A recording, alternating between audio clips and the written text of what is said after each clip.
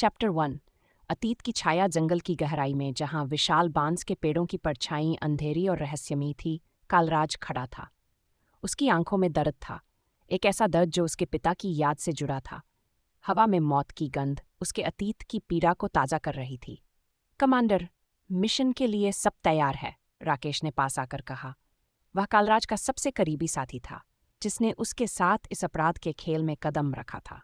कालराज ने गहरी सांस ली।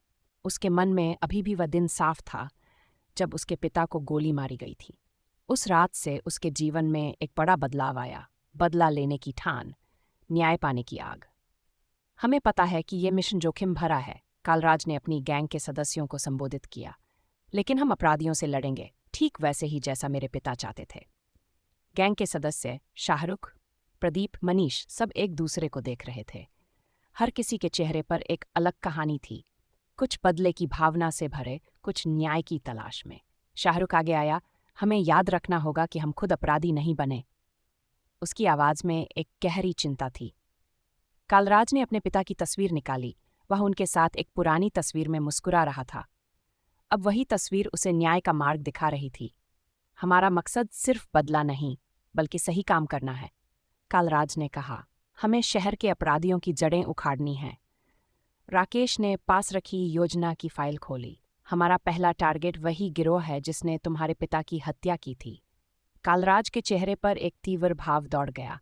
उसकी आंखों में बदले की आग थी, लेकिन साथ ही न्याय की ठंडी चाहत भी। हम अलग होंगे, उसने कहा। हम वो नहीं बनेंगे जिनसे हम लड़ रहे हैं। जंगल की हवा में एक अजीब सन्नाटा था।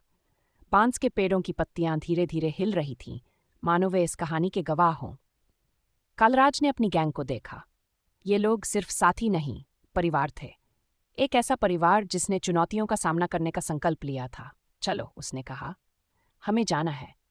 और फिर वे चल पड़े, एक ऐसी यात्रा पर जहां न्याय और अपराध के बीच की पतली रेखा उन्हें हर कदम पर चुनौती दे रही थी। जस्टिस पसंद आया तो लाइक, सब्सक्राइब और नोटिफिकेशन बेल जरूर हिट करें। Until next time, stay curious and stay safe. Thanks for watching.